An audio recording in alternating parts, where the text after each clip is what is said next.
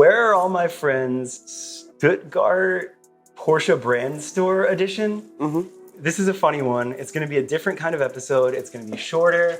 I'm with my, debatably, one of my best friends ever, and we did something really special here. And it's weird because normally the podcast is not this format, and it's a lot more about a guest interview, and your episode will come. I'm going to make you do it because we're doing this, and that means you'll do it. But the reason that we're doing this here, and the reason that we're sitting here, if you're watching, not listening, is we're literally in Stuttgart at this Porsche Brand Store, and we just did this beautiful activation installation on behalf of Ornamental Conifer and Race Service. And we were lucky enough to come out here and celebrate it, but it's at the end of the installation. It closes tomorrow. Which is sad. And they sub it out. And we're sitting in it, and it's so special. And yesterday we were just talking, and it was like, we should talk about this. We should share what this was before it's gone. I don't know. I figured, like, I have a camera, the mic set up. I have to apologize, is the audio will be a little worse, and I hope this little sucker stays. I tried to charge it last night and just found out the charger died, so hopefully we make it through. I want to keep it kind of short. We're here before the store opens, so we only have a little bit of time, but what I wanted to do was I wanted to share our experience of making this, because it was a really special project to me, and I think you as well. Yeah, definitely. And oftentimes our friends ask us, it's like, so what do you do with all that? Or like, why are you out there?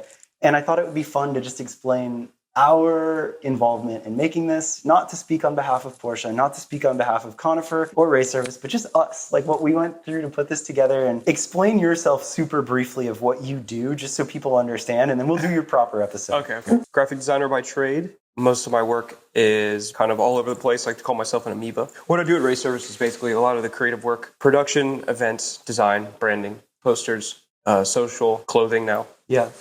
So yeah, just a lot of graphic design. Well, from my perspective, like when we first started working together, you came from book design and physical print. And I was like, okay, that's interesting. Like, I know we both love cars.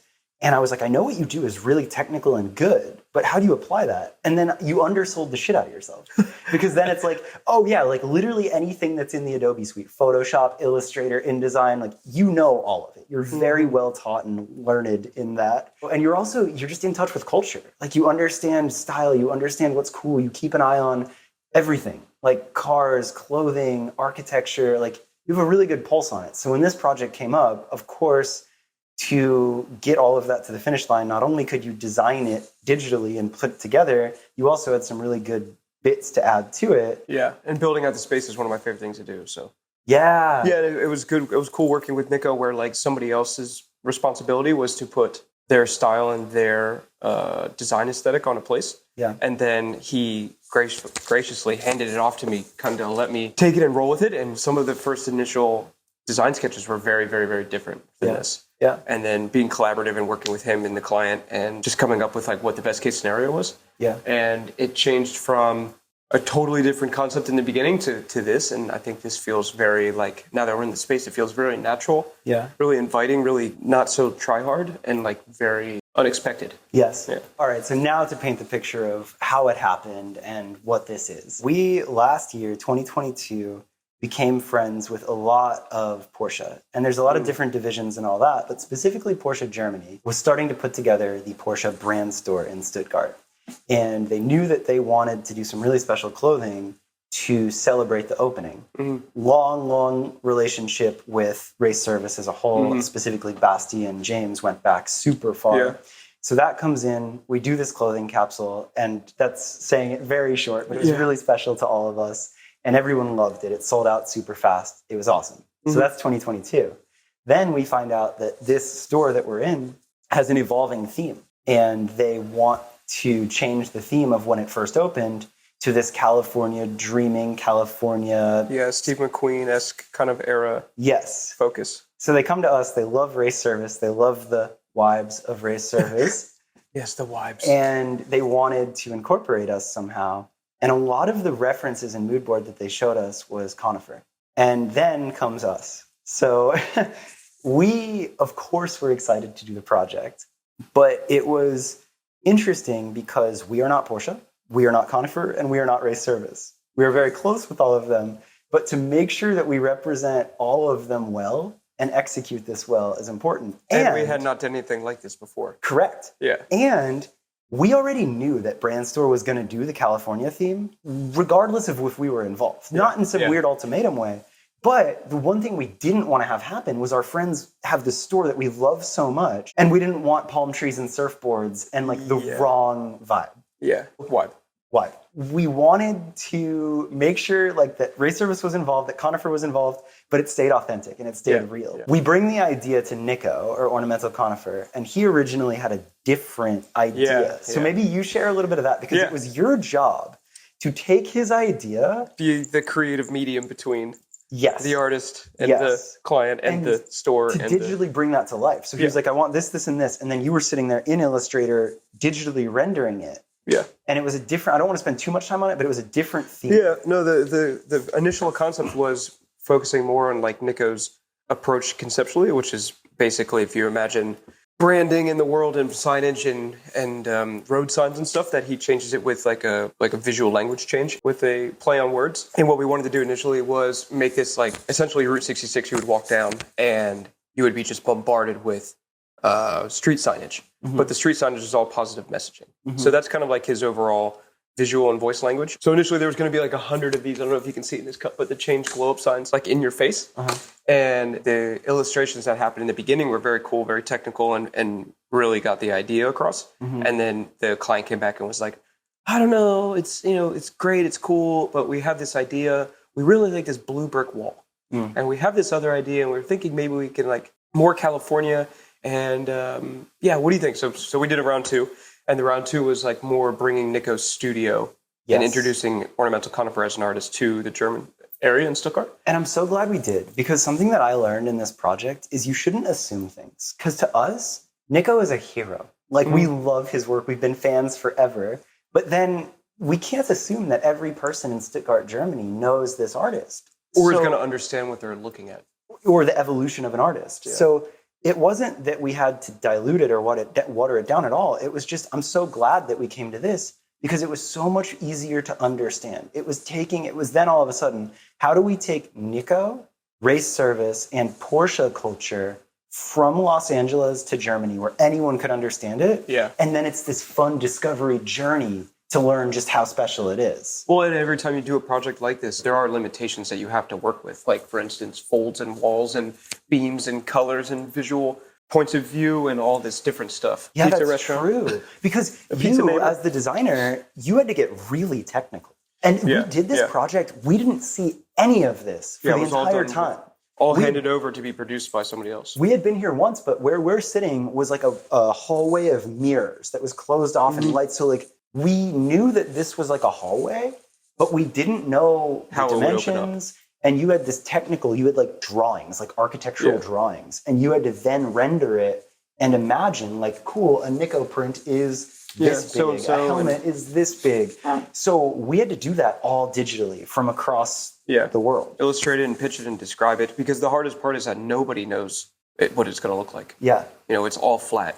So the partners we worked with turned it into a really great 3D rendering of the space, so we could actually see, once it was all signed off on, we got a really good understanding of what the final product was going to look like. Yeah. But there's always that level of interpretation, right? Yeah. So, but yeah, illustrating and having that ability to like visualize all that stuff was a cool challenge to have Nico kind of come up with language and things and what art that he wanted to do, and then allow me to like kind of put my taste on it and organize and be able to convey what's in his head to the client without the artist having to be pitching it to the client, allow the artist to be the artist, and allow me to be the kind of creative producer, designer, whatever you want to call it, and get it visually represented, and then be able to have them understand like, oh, that's going to be really something. Because that was funny too, is this whole time, the last thing we ever wanted to do was misrepresent Nico. He's an artist. He's not trying to be on Zoom calls and hear about technical drawings. So you and I were sitting there and they would tell us something and then Nico would tell us something. It was just like a lot of us being like, all right, how do we bring this to life? How do we make sure everyone's stoked? Well, and defend everybody, right, in the proper way. Like, we're not trying to be,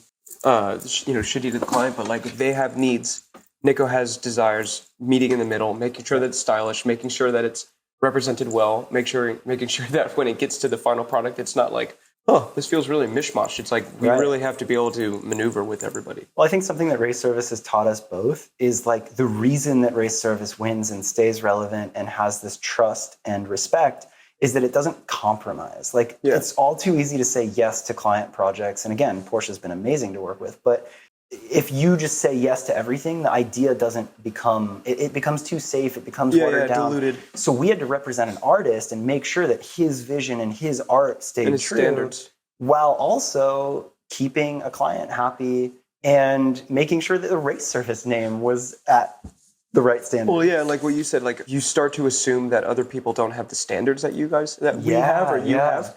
Nico's standards for himself and for his art are mind-boggling. Yeah, and working with you clients. level up as an artist to do that.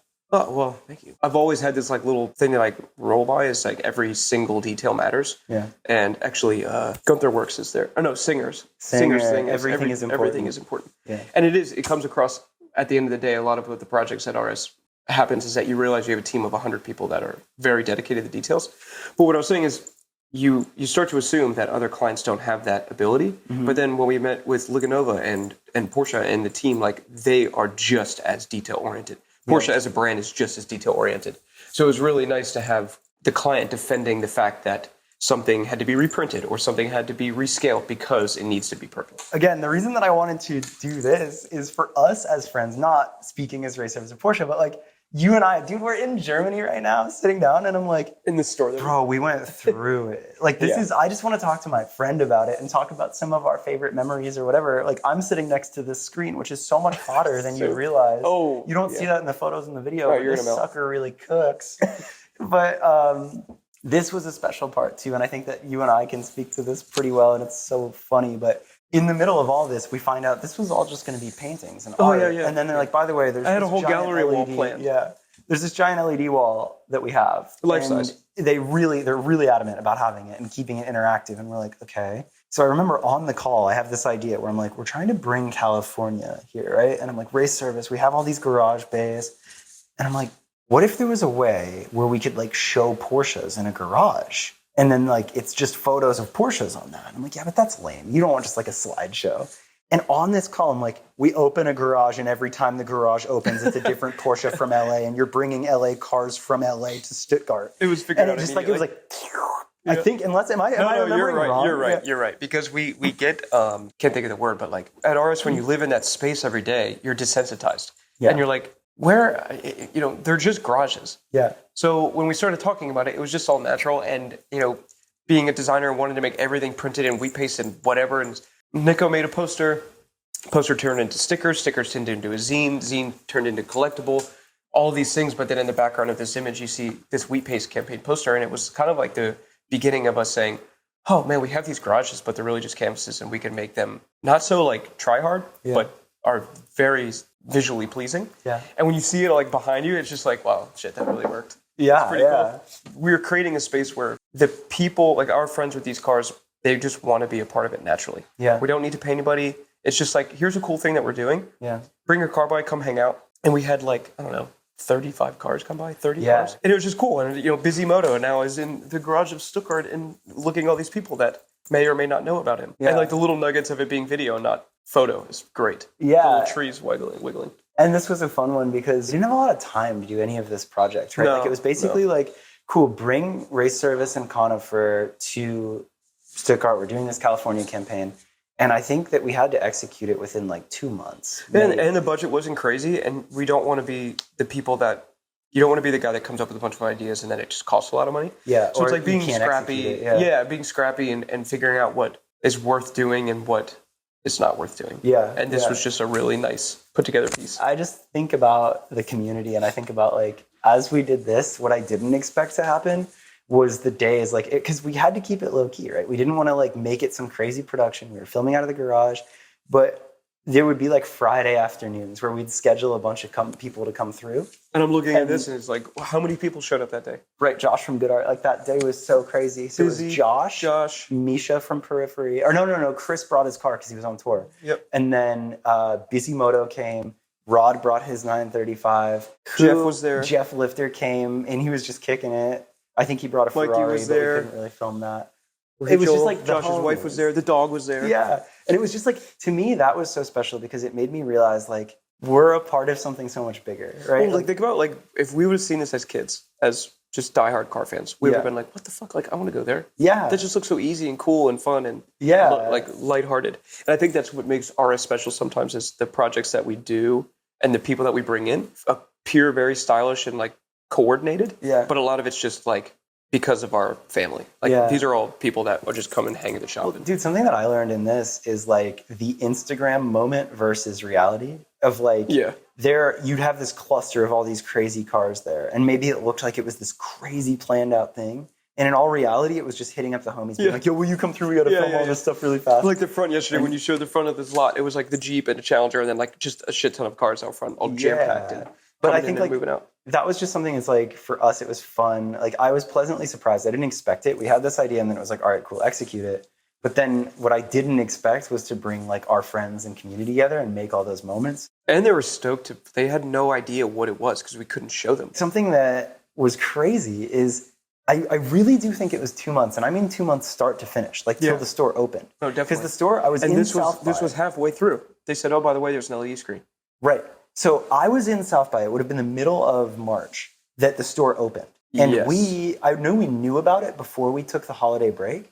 But I also know that like things weren't fully approved and we were still waiting on things to get finalized. So we came into it, like really got to work top of 2023. After the holiday ended, they're like, we're good, green light, go. So as soon as we got that, then it was like, all right, let's get to work. And then the whole idea is now for you, you had all these digital renders, you measured everything, all this art, and then it's like, okay, cool. How do you get that to Germany?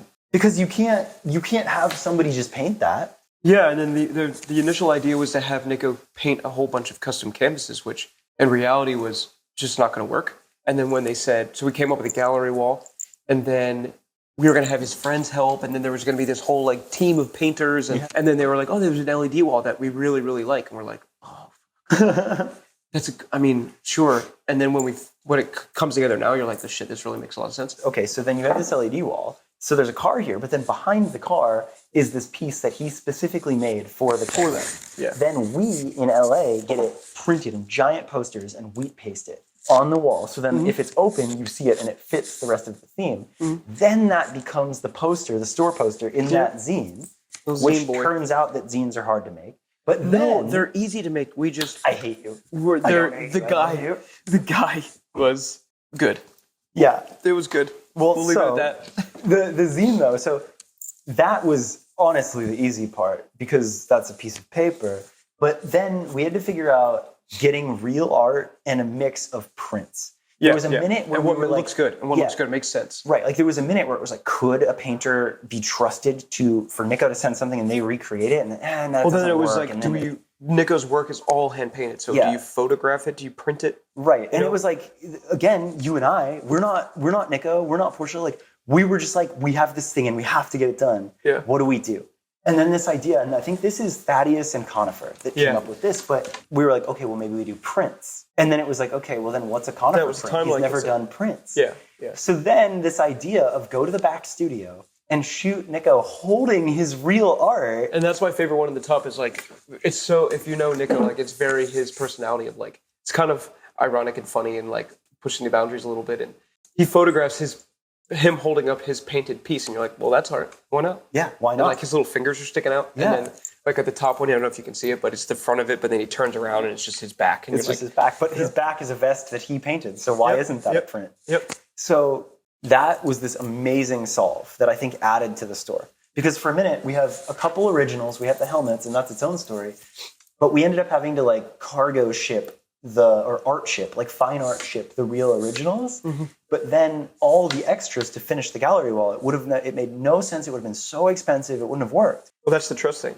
That's the trust thing. But then that's also now when I look at the store and I see the prints, it adds to it in a way that the real ones, if it was just that, it wouldn't have worked. No, it adds a lot of personality, and especially the play of like real physical helmet element to video to poster to the back of his head or the skateboard or real painted piece, and then photograph pieces where like we chopped his face out of the helmets. Like it adds a lot of personality to him as an artist and gives a lot of depth to his work. I think the last piece is like, again, once you deliver this stuff and it's produced, it's kind of out of your hands. You have to just kind of trust your partners that like they're going to care. Dude, so we deliver the stuff. We're like, okay, Nico, it's done. And then the brand store had 3 days They 3-day closed for install. 3 days. We're like, you're doing what and what? And then we don't like what we're gonna like send emails or text and be like, send us a photo of every piece of construction. Like, no, it's so that much balance of trust. Yeah, it is really balance of trust because you can't do anything about it. You don't want to be the client that's like, hey, that fucking button is 6 inches lower than I told you to put it. It's like, it's out of your hands. Right. You do what you can. You trust people and you put it together. Yeah. And when we got that first image, we were like, holy shit. I almost cried. Yeah. Like, I mean, they did it. And there's always going to be interpretations and size differences and whatever. And working with like inches to centimeters is like, oh my God. Yeah, why? there's definitely, but like, dude, honestly now, it makes me like it more, like I think about that hanging plant and it's like narrow and like, we just don't have that. Like I've never seen that in RS, but it's like, well, it's beautiful. Why not? Yeah. Or like these tiny, you're right, like the button moved or it was like a different button, but it's like, so what? Like it actually, every little detail that they had to figure out without us, I think is beautiful. Yeah. And that to me is the spirit of collaboration. Yeah, exactly. And it's step one. And yeah. You're not going to hit it perfect, but it's a really interesting thing to see it online because it is what it is. You see it online. It's cool. Yeah. You understand it. You understand that there's helmets. Like you kind of understand, you visualize it. Yeah. But when you walk in here in person, it's very inviting and soft. And it has Nico's character, like the same essence of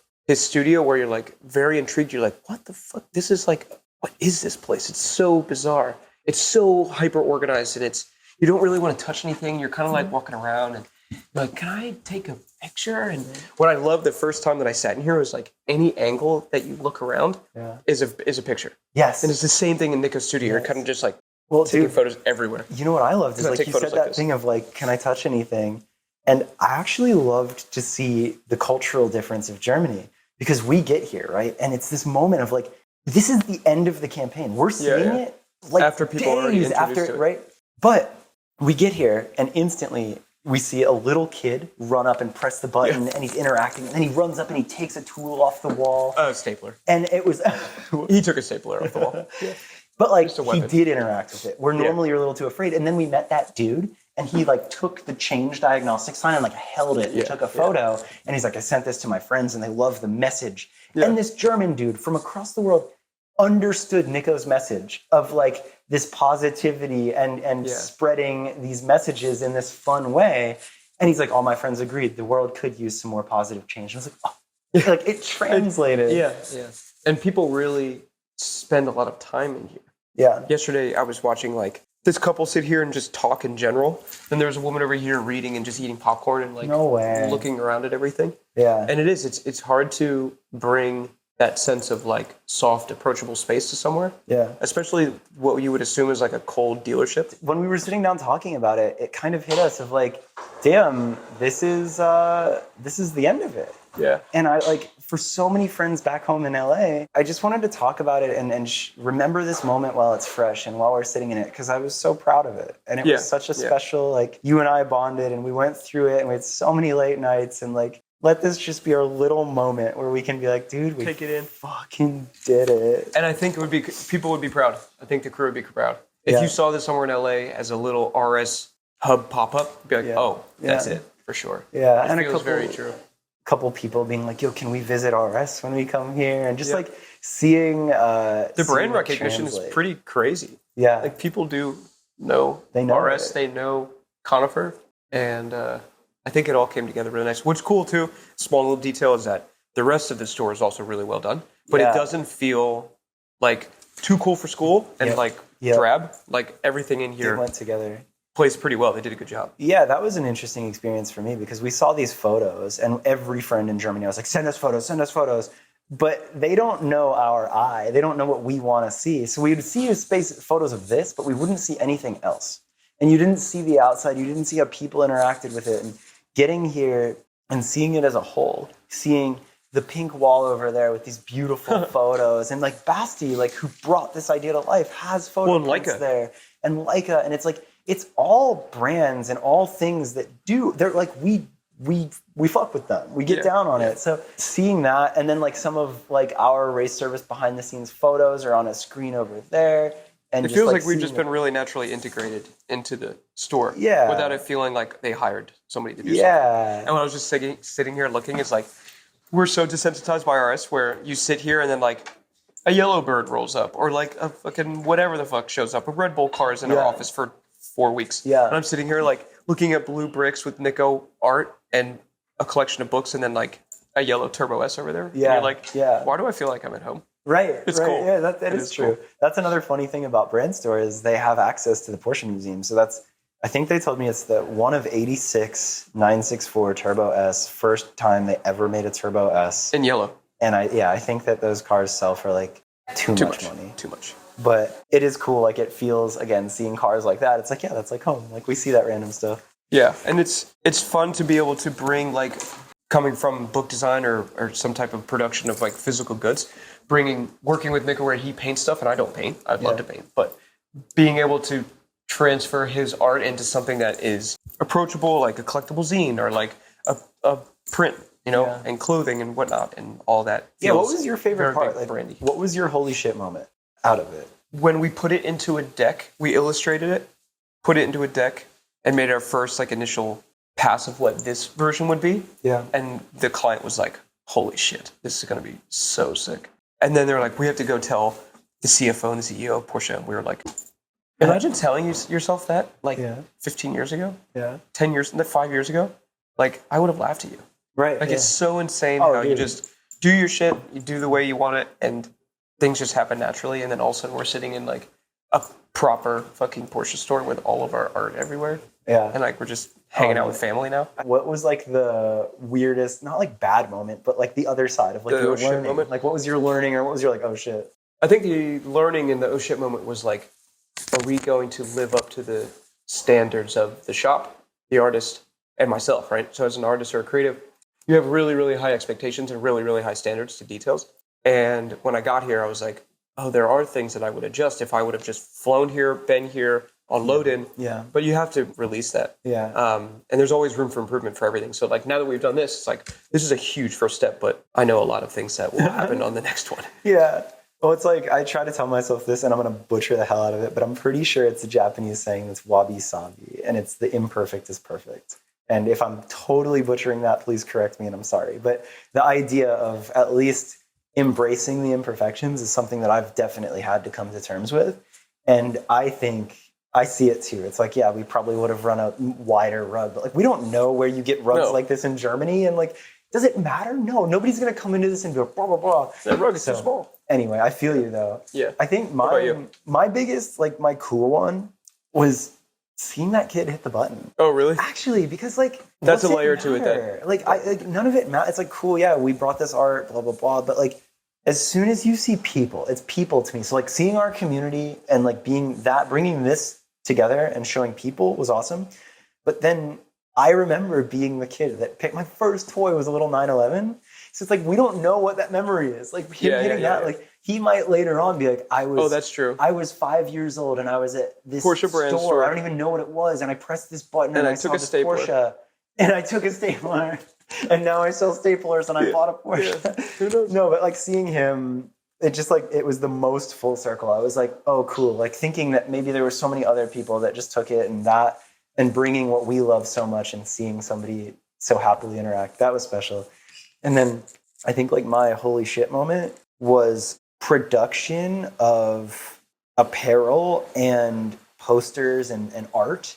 So all on my side, all of the logistics. Like I was in charge of getting Nico the helmets. I was in charge of like getting the shirts, getting the things printed, getting the colors right really fast. So there were no takebacks. There was no like, oh, the shirt was the wrong color. It got dyed the wrong color. Like every single thing had to be perfect first run. And of course I wasn't going to tell you guys, like I wasn't going to be like, guys, I'm really nervous, this and this. But there was a lot on my side is like production. Internally combusting? There was so much faith. And thank God that everything came through. And I remember this original piece, I had to take it in the Metris to get shipped. And I remember taking this selfie and I was like, this might be the last time we ever see this piece. Like, just like praying that it doesn't get lost in customs. Because remember, the other Porsche helmet got lost in customs. I don't even want to talk about that helmet. So like that, like where I was just like, this is such an important piece. There were so many very important pieces that needed to get from LA to Germany. Can you imagine if we had to ship that sign? Dude, right? But like think, what if the helmets didn't show up? What if that didn't show up? What if the shirts didn't show up? Yeah. So like, for me to do the thing and then just like let go and be like, It's out of my hands. Trust that it will be there. Hope it will work. Yeah. And I think like the moment of getting here and seeing that it worked and everything we sent was here, I was just like, finally, I was like, I can breathe. Yep. And we got that first picture and it was good. Yeah. We were stoked. I made you talk yesterday at the little event. That was fun. I don't know how to use a microphone. It's like, how do you feel? I mean, you're a public I like this speaker, you're lab a thing. I like podcast this thing where it guest. just stays there and you don't really realize it's done. It's Yeah. still going. Yeah. You got your green light. Thank you. Following you. I'm proud of you. Yeah. Thanks, man. I'm proud of We got to us. do my podcast because We do. we're like yin yang. Yeah. Best buds. If race service friends were sold as action figures, we're a duo. Oh yeah, but I don't know who would be Batman or Robin. Yeah. And what would Jacob and be James. what would be our extra thing? What Action figure our plus accessory accessory. is? Laptops are too boring, right? Yeah. No. I feel like mine would be that like measuring that fabric measuring tape. Yeah, yours is the measuring tape. Is mine my laptop? Am I that boring? No. Yours would be like a handheld. Mine's a phone, but it's my arm. It's like an arm. My It's like action a figure replacement arm. is just this. What's up, guys? Monday morning podcast update, and today we are with Max Vandenberg. That or you Not pop normally the what arm we out do. and it's like a replacement arm. Like one is a camera and one is a podcast. Well, it's like a and one is Woody, like it's like a speak and spell, or you like pull a string and it says stuff, and it just says player. Oh, sure, no fooling. Dunkashoon. Yeah, You're insane. did we do it? I think we did it. Did we miss anything? Who knows if we did? I don't know this format. It's a shame that all of our friends aren't here to enjoy all these printables. I know. You know? I know. It's cool. All right, well, let's go race some Porsches at Hockenheim, huh? Yeah, not bad. Proud of you.